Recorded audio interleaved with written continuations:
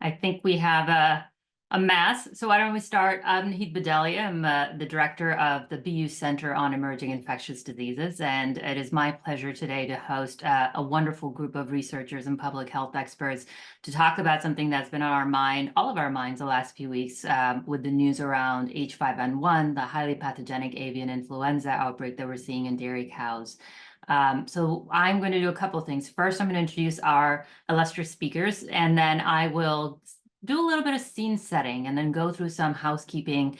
The biggest one of which is to say that as you have questions, this is really very much a conversation. So as you have questions, feel free to put them into the chat on the right as we go through. We're going to try to have a conversation today that is truly multidisciplinary, and you'll see that from the speakers that we have with us today.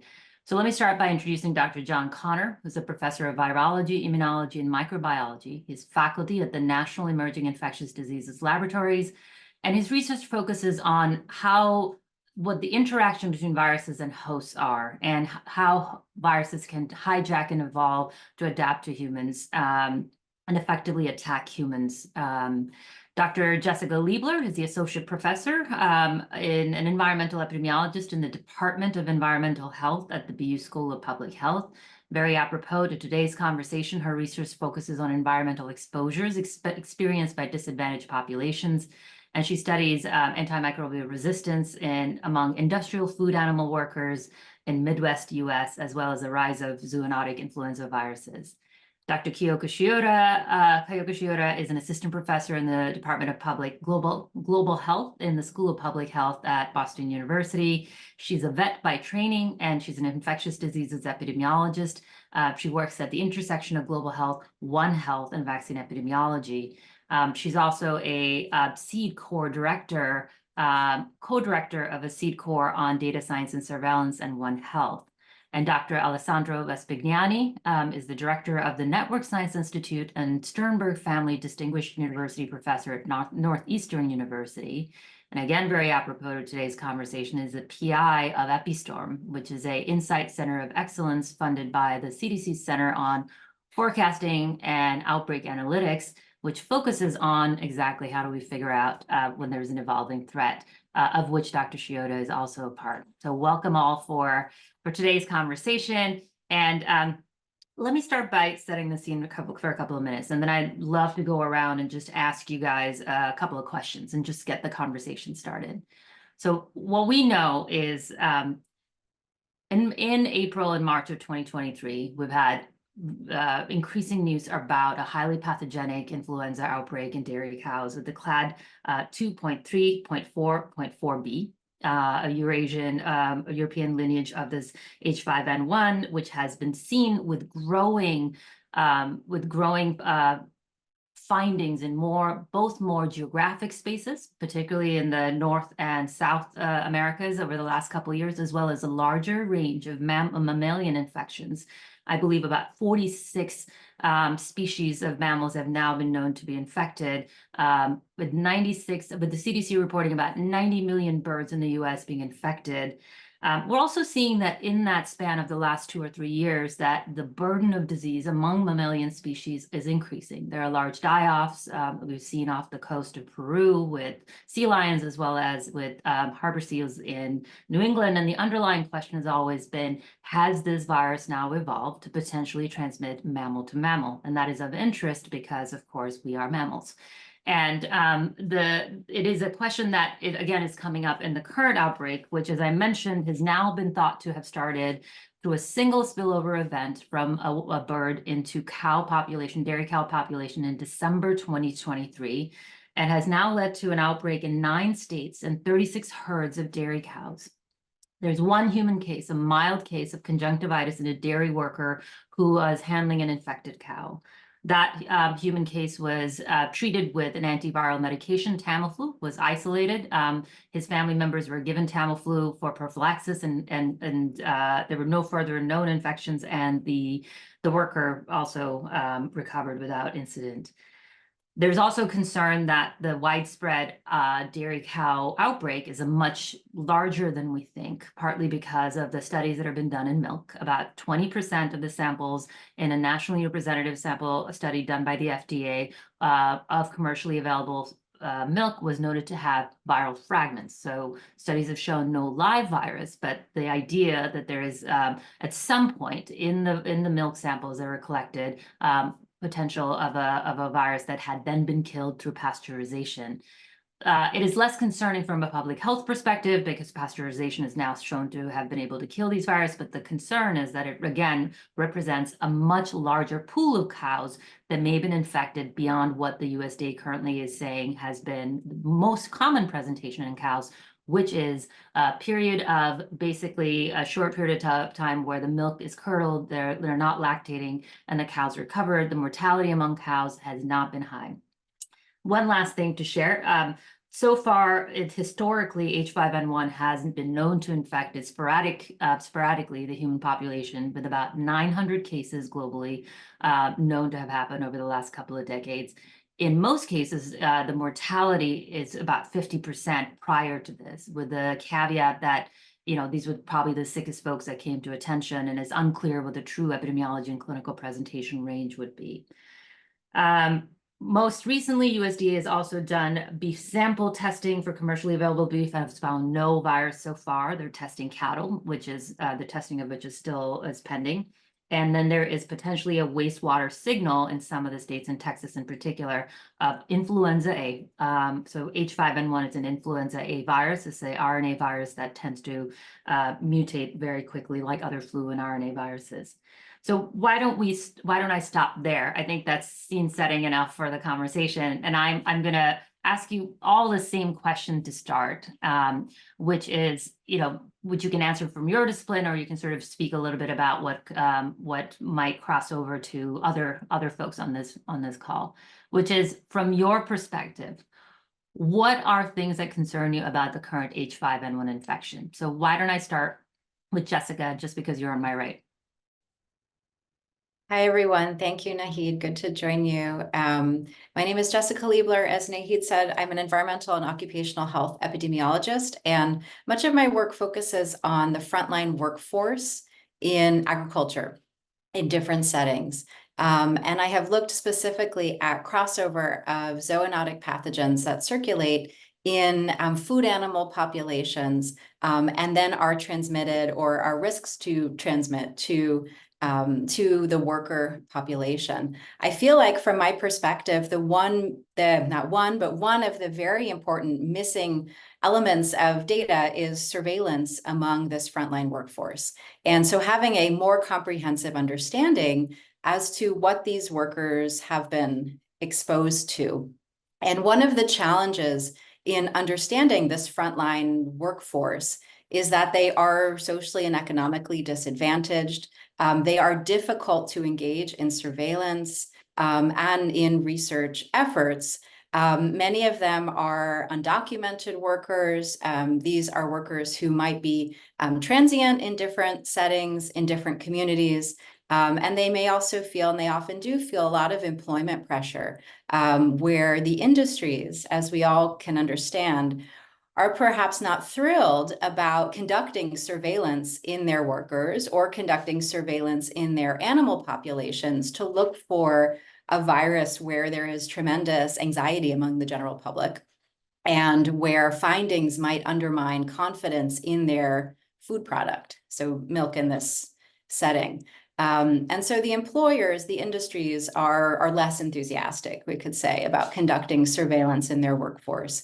And that lower level of enthusiasm is passed on to the workers, who then themselves are not eager or concerned about their employment status to engage in surveillance testing. However, understanding whether there has been widespread spillover or widespread exposure even, so making a distinction between exposure to humans and infection, which is different, but trying to understand how this virus has circulated in these occupational environments and whether there has been widespread exposure among this workforce, to me seems to be very important under the core concern that there very well could be widespread asymptomatic or quiet infections, with the concern that there could be human-to-human transmission of the virus that we are not catching in the absence of active surveillance of asymptomatic or subclinical infections. And the first place to look would be in the workers who have direct exposure to the animals who we know were infected. So that, I feel, to me, is kind of the big gap right now in understanding the extent of this viral transmission. Just like a really great place to start, which is, of course, the public part of the public health, the human part of this. Of course, the animal part is also important. And so I wanted to just say one thing that we didn't mention, which is that so far there's been no evidence of human-to-human transmission historically. Efficient human-to-human transmission. There are a couple of cases where there was a probable potential human-to-human transmission in small clusters historically, but it's never been efficient that we've found. So let me turn then to John. Speak to us a little bit about your biggest question about and the gap that you're sort of looking at in this. What concerns you about the current moment?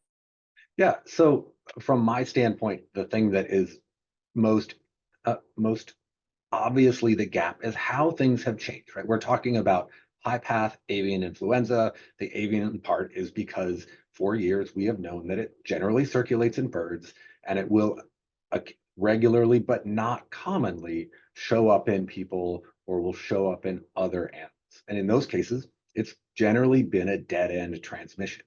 Nobody wants it. It's not good, but it has not been person to person transmission, while it has been bird to bird transmission. So now we're faced with a different front, right? A different facet where it looks like the virus has now been able to get into cows, which was, I think, a little unexpected, but more importantly, appears to be going cow to cow. And that it is probably also getting into cats. There's a possibility that it is getting into rodents. And so all of a sudden, there's all kinds of new questions about this avian influenza, where yes, it is still a bird flu, but it also now seems to be more broad, right? There's more doors or more windows that the virus can get through. And that tracks to something interesting in terms of the viral genome. Right? The viral genome has changed in a way that the key that the virus uses to get into cells used to work really well for birds, not as well for other things. Now it seems to be able to either change quickly or inherently be able to work in a larger group of animals. And we don't know the specifics behind that. And I think it would be really nice to understand that, to understand what the real threat is. Over.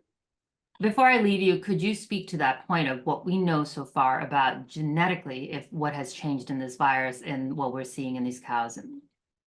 Yeah, so what we know is that we have genetic information. We know what the genetic changes are from good viral genome sequencing. But where the gap comes in is just seeing that there's a mutation doesn't really tell the entire story of what is the functional change of that mutation. That's a research question, and it's one that, because this just showed up on our radar fairly recently, there is not a lot of information. I think there needs to be research down that path, and we just don't have it yet. Thanks so much, John. Over to you, Alex. Speak to us a little bit about what's your biggest concern right now? Concern. Well, the concerns are many. I think from my perspective as a modeler, so as the person that generally is sought after to say what will happen in the next few weeks, months, etc., is the fact that we don't have data that are quantitative enough to make, I would say, quantitative projection of any kind. And what is worrying me is, as a modeler, is always what we call the cryptic phase of an epidemic. So that stage that Jessica was mentioning, so where you have spread perhaps, but it's just not detected. And here we have two phases of it. One is the human eventual exposure or spreading, but then we have cattle, so we have cows, and if we have problem with human data, you can imagine what is the situation with data from for cows, and assessing, for me, what is one big missing piece that is worrying me is how much is widespread transmission among cows. Is that just limited to dairy cattle, because we are testing now and we know and we find in milk, but it's also a complete different network of movements and trades that is the beef cattle, so the one that goes to the slaughterhouse and or to the fed lot. So how can we really have a grip on that is what is worrying me. I generally, when things emerges and we see a lot of cases, it's already too late in a way, and that is what it might be that we are, in a sense, we missed, and as John was saying, likely the spillover was in December, so we are talking about already 4 months and plus of transmission within dairy cows. And so this is what make me a little bit anxious about what is going on, and having data, we will discuss likely that it would be the central point for us. Thanks so much, Alex. So what I'm hearing from Jessica is it's the lack of human surveillance, getting a complete understanding of how many human cases there may be, and those that are at highest risk, which are the dairy workers, and of course the complications around it. John's telling us a little bit about, we're seeing some mutations, but the complete phenotype of these mutations, how they're manifesting and how they're sort of playing out in this setting, is still something we're working on. And then Alex, I think you're fleshing out that some of the biggest questions are, how big is this spread? It's been going on for 4 months. How big is the spread? And I think you also alluded to the transmission bit, which is, and I think John did this well, how is the transmission happening between cows and other animals, between cows themselves? Is it happening between cows and humans? What was the mode of transmission for this worker, which is presumed at this point in terms of just contact with the influenza virus and then potentially touching the mucosa of the eye? Just historically, for those who may or may not know this about flu viruses, the way they're transmitted are through droplet, aerosol droplets, as well as through touching surfaces that might be dirty and then touching mucosal surfaces. So let me stop there and then go to Kayoko. As a vet, from a One Health perspective, as well as an epidemiologist, what are some of the things that concern you in this situation?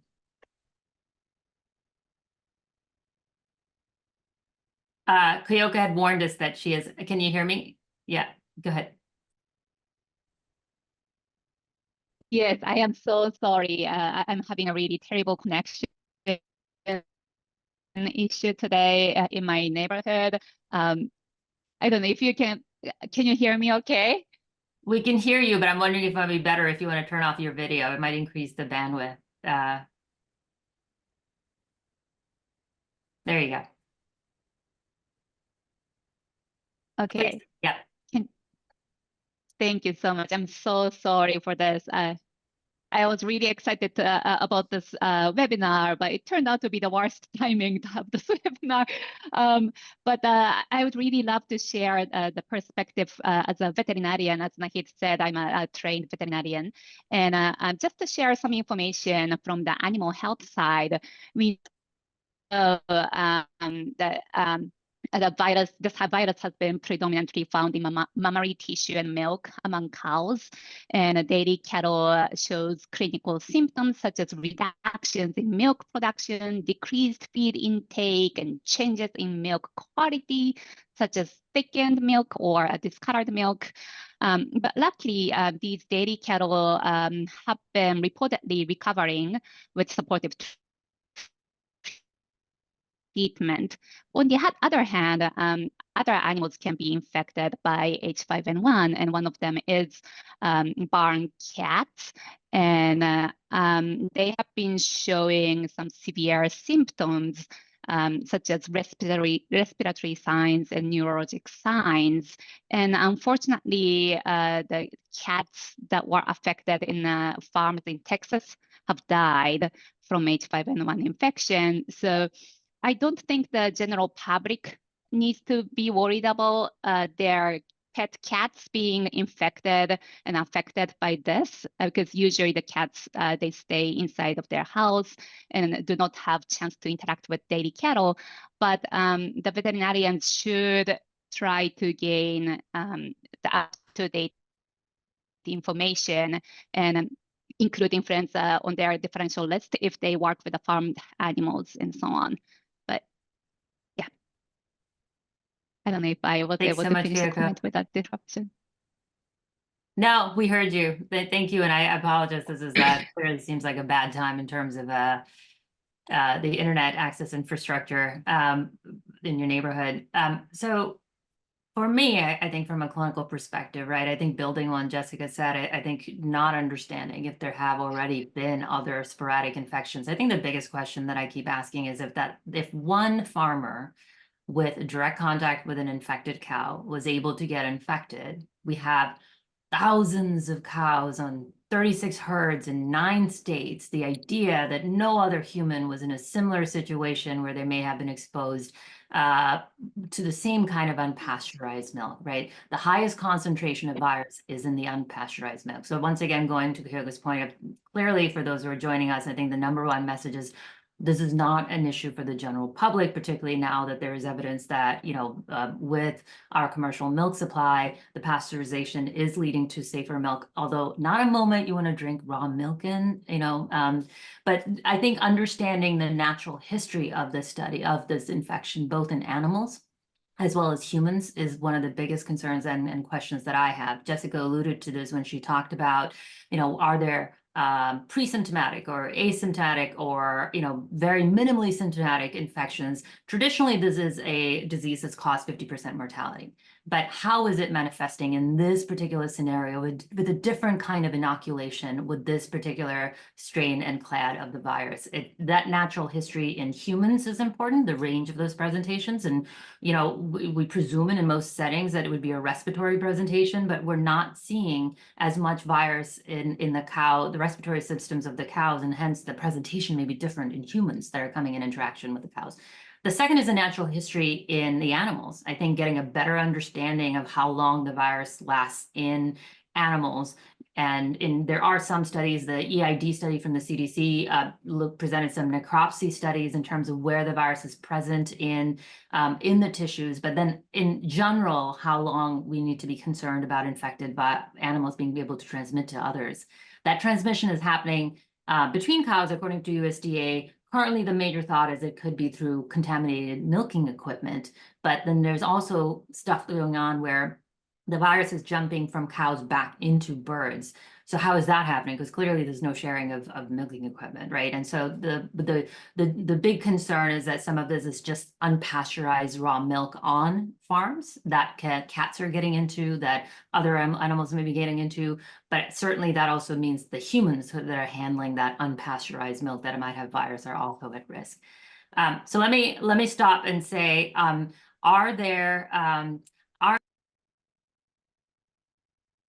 are there things in terms of missing data pieces? We started talking about what concerns you. If you could have one piece of data right now that could better help you assess the risk of H5N1, let's say to humans, although I know we take a One Health perspective here, we care about animals because clearly that matters, and particularly in this case, the animals that are so close to us in proximity. But what is the one piece of data that would alter your risk assessment to humans in the coming months if you were to see it? Why don't I start with John first this time?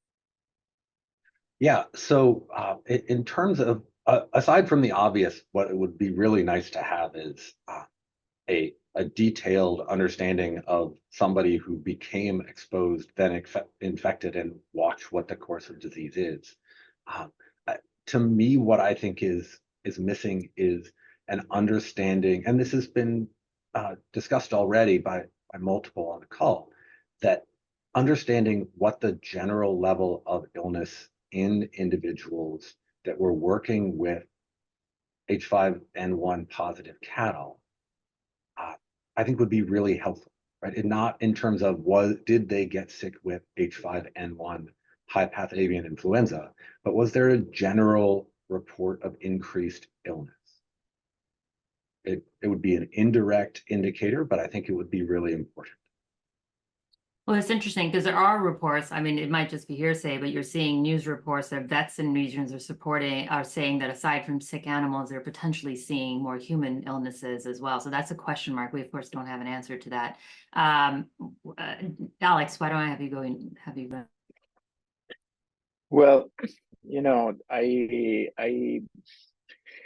you mentioned a few times, the fatality rate at 50%. I can bet that this is a number that has nothing to do with the actual infection fatality rate. That would be much lower, very likely, and associated instead to several asymptomatic cases or mildly symptomatic cases, as we know from, we are just coming out of COVID, we know, and those are the things that are worrying me. The fact that there might be much more transmission that we don't see in the human population at this point. Obviously, is still just in the agricultural workers, in the farmers.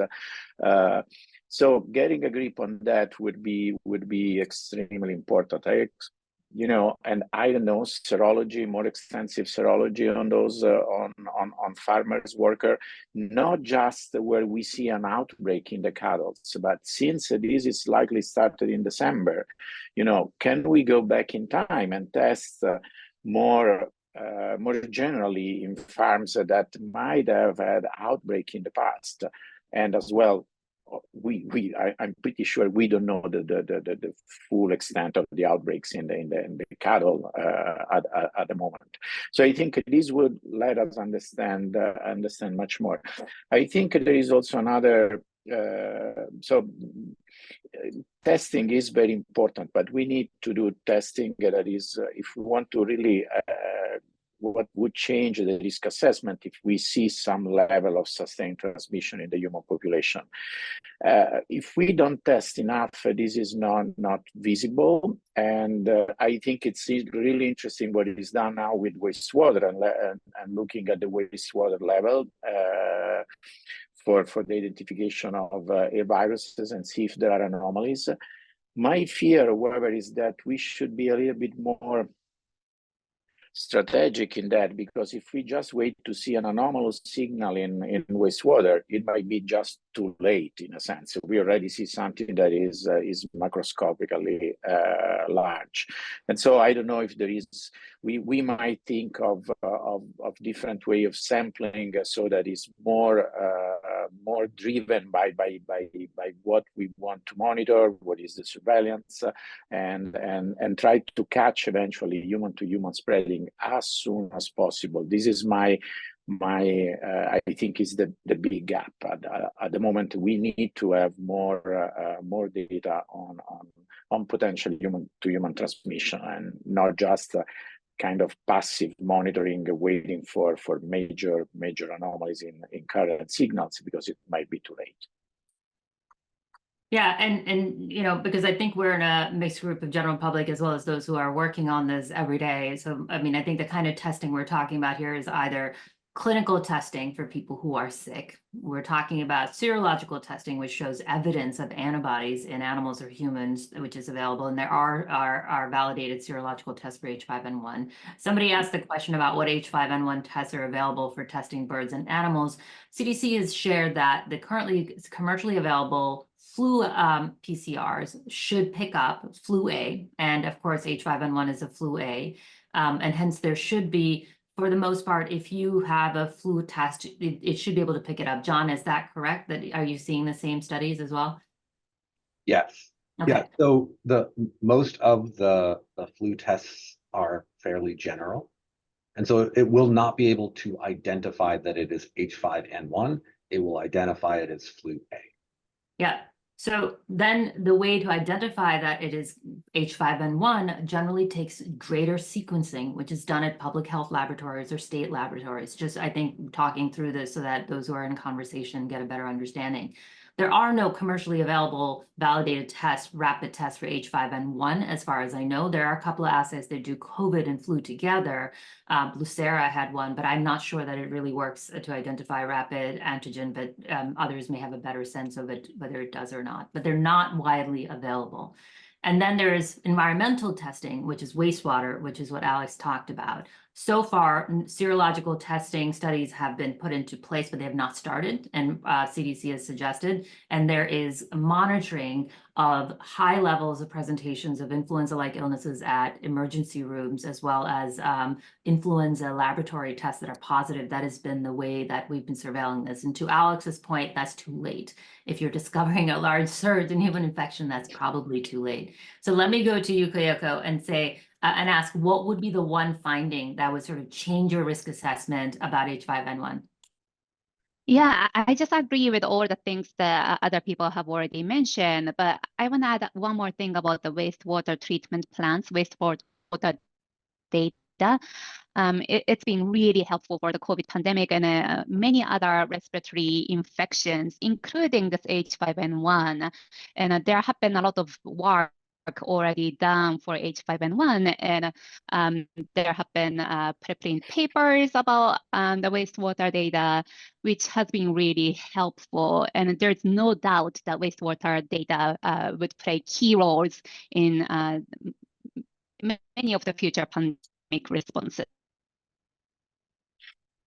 At the same time, currently, there's no way to distinguish H5N1 coming from industrial discharges containing animal waste and milk byproducts and so on from human sewers. So in some of the wastewater plants, industrial discharges are permitted to discharge into sewers.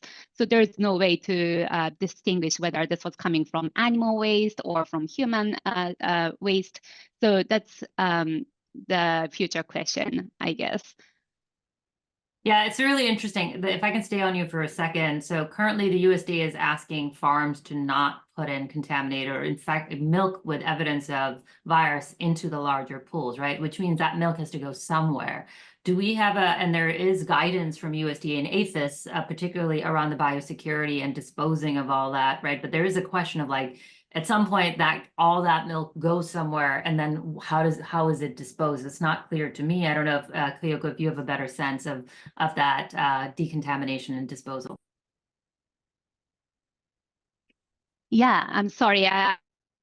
I was able to hear like 60% of what you said, but I think pasteurization has been shown to inactivate H5N1 virus. So I guess that step would be very important to control transmission from milk to humans or other animals or to the environment. Yeah.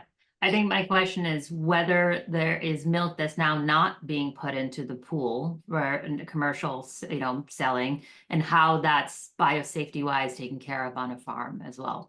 Yeah, Jessica, over to you. I would add just on that point, my strong suspicion is that the milk is being dealt with on the farm similarly to manure or other sorts of animal waste, which are, there's two things that are typically done. One is that it's applied to land in the hopes that pathogens are desiccated or just dried out and deactivated that way. The other approach to dealing with liquid manure, which is my suspicion as to what is happening with contaminated milk or presumably contaminated milk, is that it is stored in, they call them lagoons, which is not, you think of like the Blue Lagoon. This is not a Blue Lagoon. This is a manure waste pit.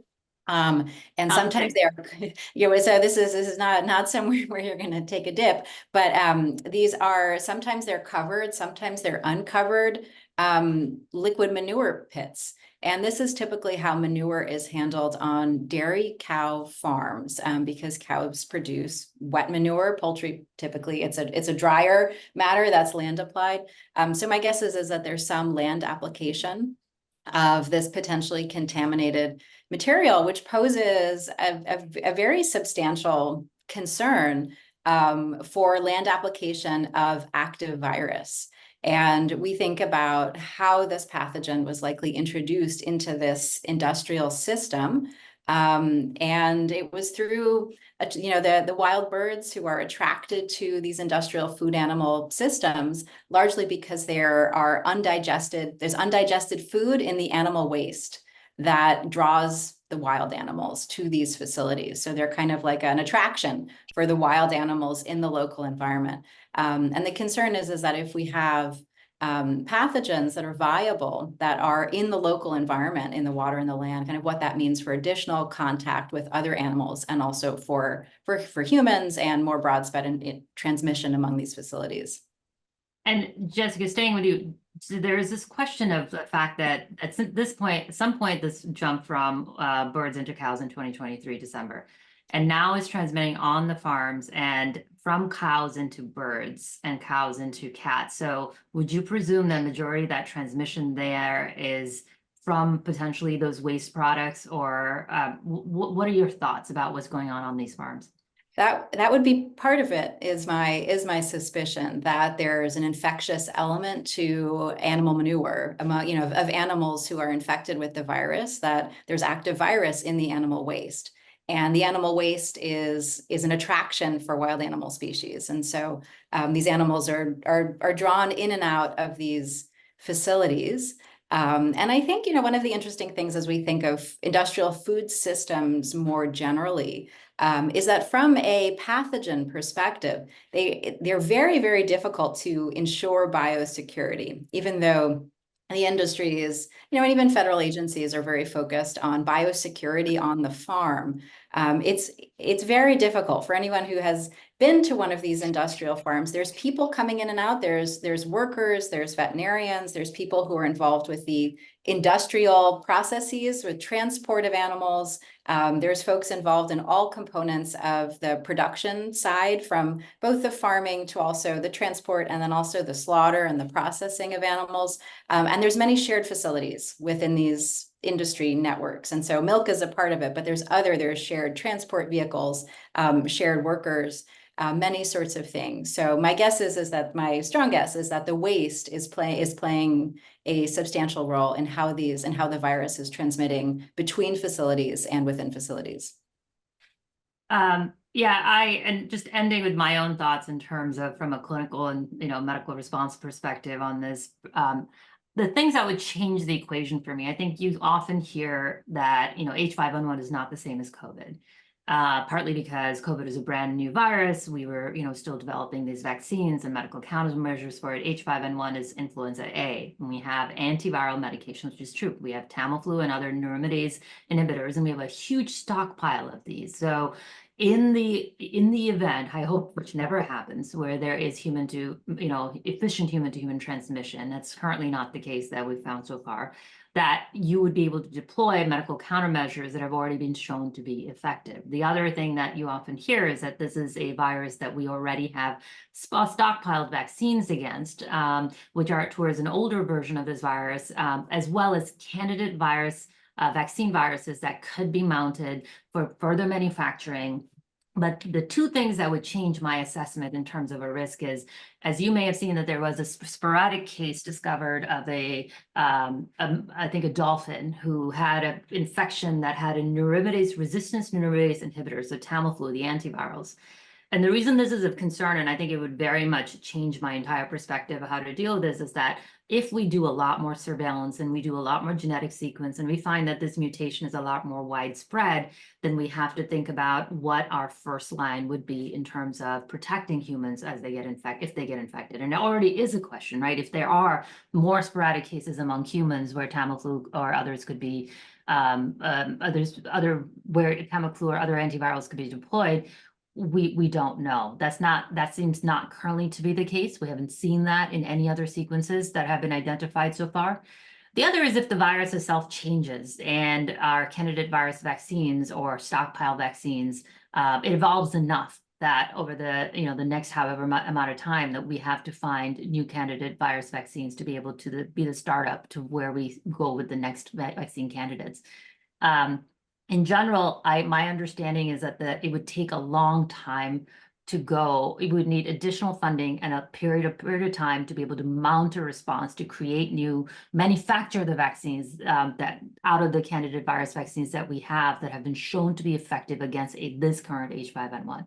And that's a concern to me, because if transmission, human-to-human transmission happens tomorrow, there's evidence of it, and we want to deploy the vaccines, I think the important thing will be how quickly could we mount up the new candidate virus vaccines, or should we be deploying the currently stockpiled vaccines that are against the prior version of this virus? So let me go to. If I can. Yeah, this is what this is about. Yeah, conversation. Yeah. We need to be very careful, because I see as well a lot on the media and everyone, and obviously we want to reassure people. It's this is influenza A. We have medical countermeasures. We have pharmaceuticals, etc. However, we are anyway talking about a potential flu pandemic, and this is something that we cannot be complacent. It's something that is always, many things can go wrong down the road, and so we need to really be alerted. We need to be responsive. We need to constantly monitor what's happening. Vaccine could be working now, but then could not work for the human adapted virus. I don't know. The same is with the antiviral resistance. You never know about the severity, and we know that flu, for instance, has severity that might be important in children in small ages. So we're talking about a population that we want to protect at all costs. So there are many things we need to keep in mind, and not just.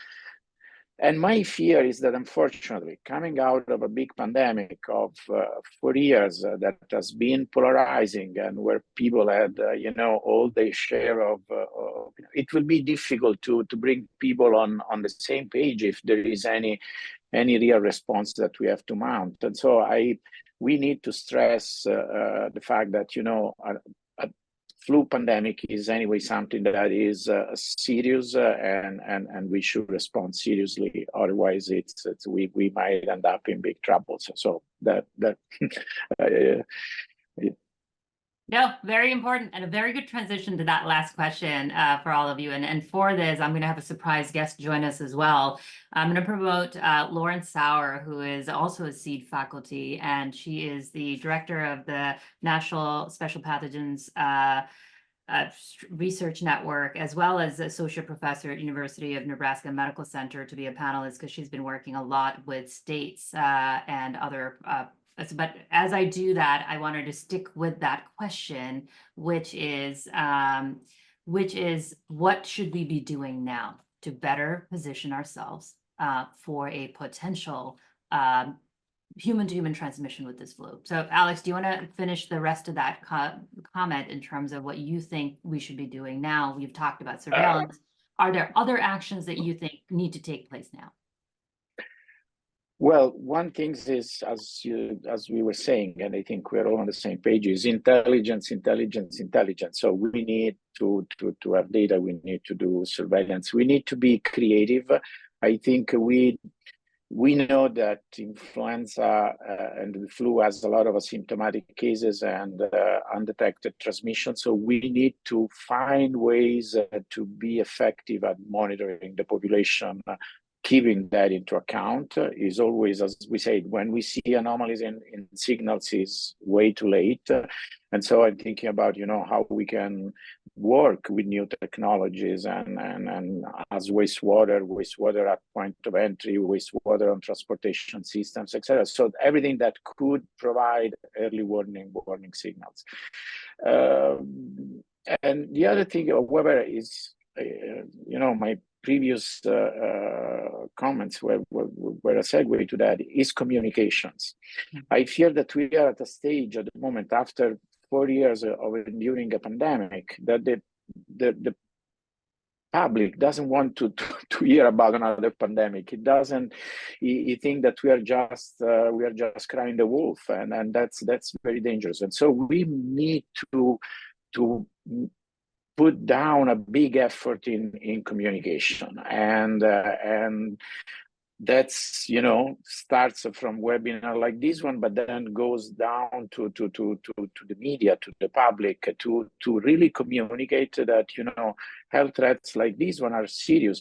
Even if they don't get into the human populations, they might be so disruptive, for instance, for the agricultural industry, that would be a big problem. And so I think we need to work on that on that as well, and this is very tough at the moment.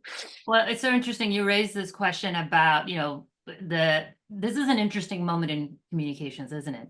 Because on the one hand, it is to share with the public that is not a risk to the general public, but then to also share why is there so much alarm among public health experts when there isn't a threat to general public. And I think making that distinction and being able to communicate about that, I know has been hard for me in terms of engaging with external stakeholders as well. But the other point you made, which I would love for Jessica and Lauren to both comment on, is that we keep saying, well, this is not a human to human disease yet, so we don't need to worry. But this idea that, look, it's on a lot of farms. It's in our food supply. It's not affecting us directly as consumers because our processes are in place, like a Swiss cheese taking care of, a lot of the issues that might arise. But what does that mean for the long term in terms of our food supply and the health of the animals that are around us, that are in close contact with us?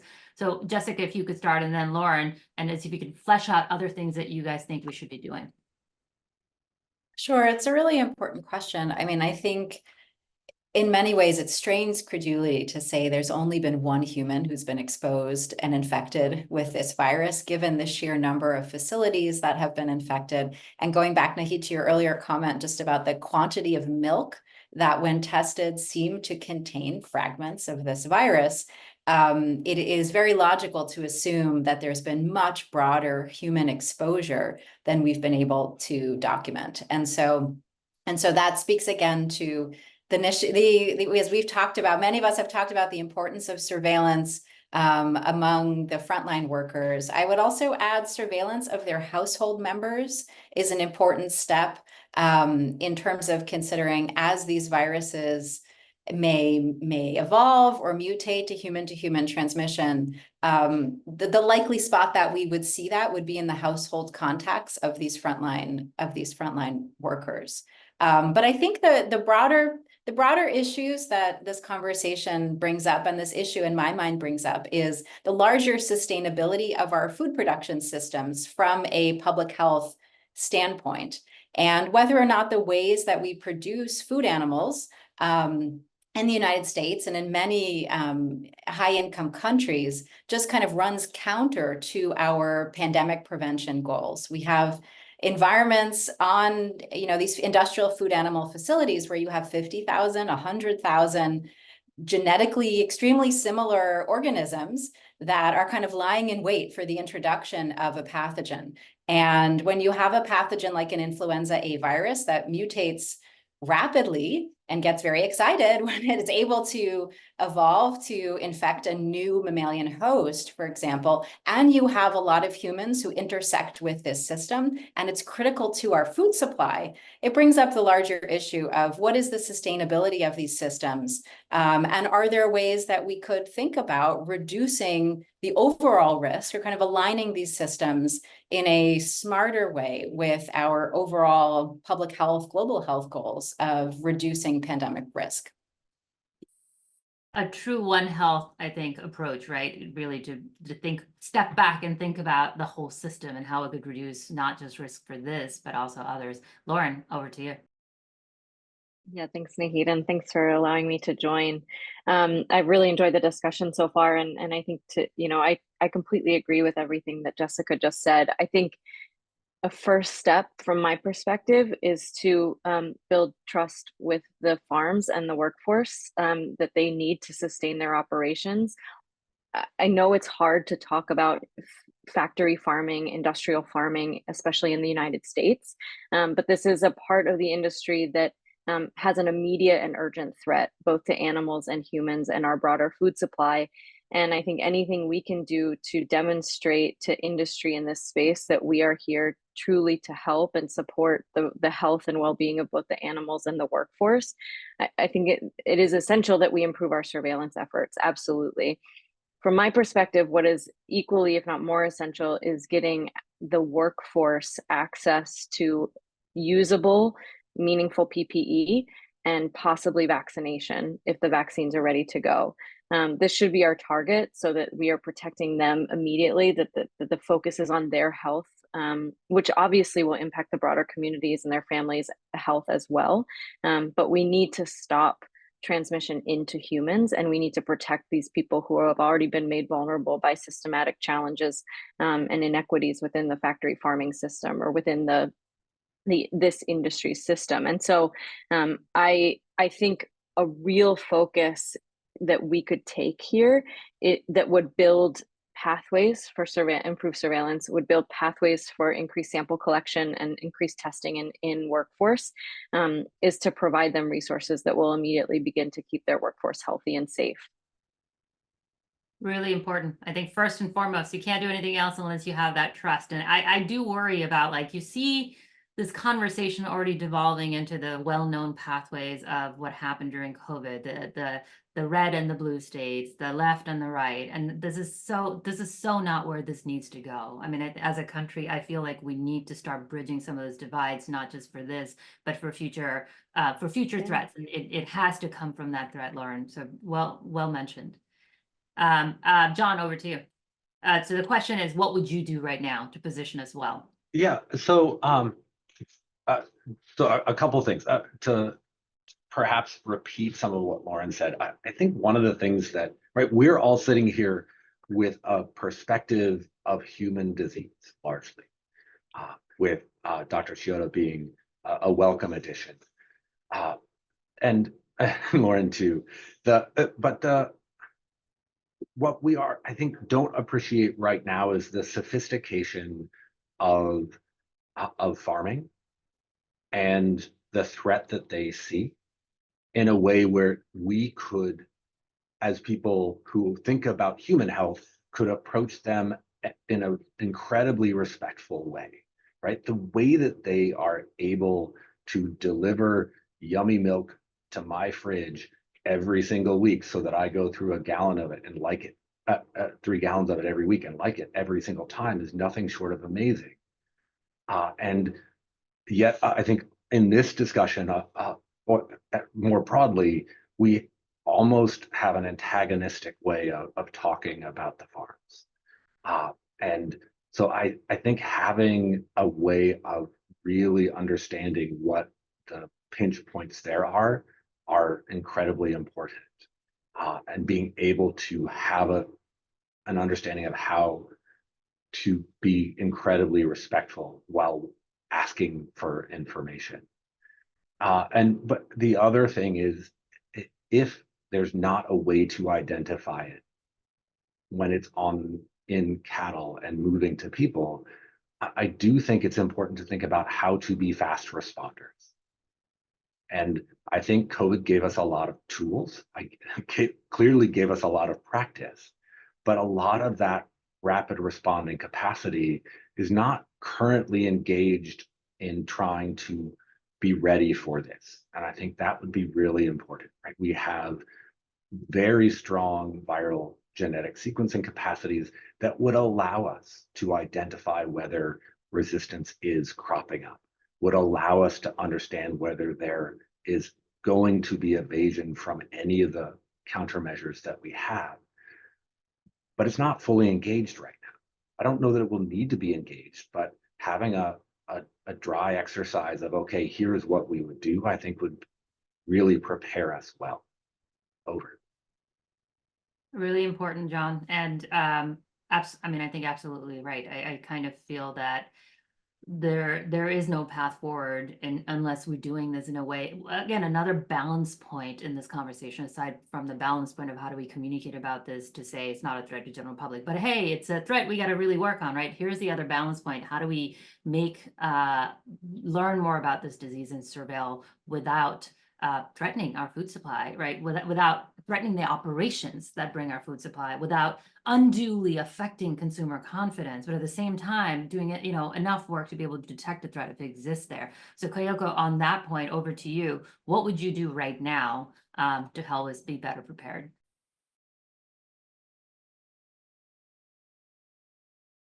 Sorry, my connection has been really terrible, and but I just completely agree with what other people said. I think said, but again, it's really important to ensure that it's not going to be the modeling or surveillance that will detect the abnormality at the first time. It's going to be the farmers who have daily conversation, daily contacts with cattle and other animals. So it is very important to ensure that we provide enough information to farmers and also access to healthcare. Yeah. And to that point, I think if I were to give my perspective, because I am a human physician, and the big part of that is how do we ready our health systems? Lauren and I often talk about the fact that even one case or a couple of cases, just because it's an unknown disease, can throw a wrench in the workings of a small community rural healthcare center. The infection control needs, the getting access. If you already have, less access to healthcare, having cases like this show up, even sporadically in humans, place a large healthcare burden. And how do we ready those spots? And then, of course, as others have talked about, ensuring that those who may get infected have early access to antivirals. And as we know, with Tamiflu, you have to give that pretty early, like most antivirals and the infections, a couple of days after symptom onset, to be able to control that antiviral and have an effect on the course. So how do you, we have great medical countermeasures, but what's our plan to make sure that people get it in the first couple of days and they're diagnosed in time to be able to get it? So certainly I think working on making sure that our systems to get drugs that we know currently work, our systems to prepare health systems, our work on trying to figure out if we do have to start manufacturing vaccines, how do we do that quickly, efficiently, and distributed them equitably, and taking all the lessons from COVID. So as a wrapping down, I do want to point out that there's a whole bunch of questions in the chats, and I'm going to pick a few. There is one about serosurveillance studies and farm workers. I did want to say that CDC has mentioned that they're standing these up. I believe there are others. I don't know if others are aware of non-federal efforts to do sero surveys among healthcare workers, among dairy workers or farm workers. But there is study. I don't think those studies have started yet. Another place where there might be a good place to do a sero study, by the way, as mentioned by somebody smarter than myself, so it's not my idea, was people who drink raw milk. There are communities that have huge consumption of raw milk. So what's going on with them? Is there illness in them? Is there evidence of infection in them? And that might be another place to do serosurveillance. But then there are questions about pigs. Has there been a focus on pigs, pig farms, and pigs in this outbreak? Anybody?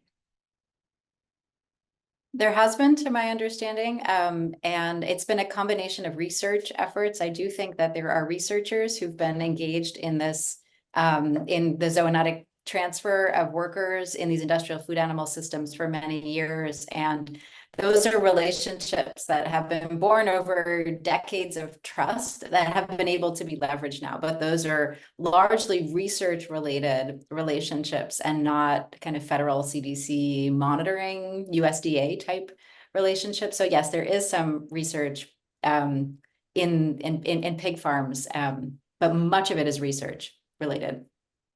Lauren, I see your hand up.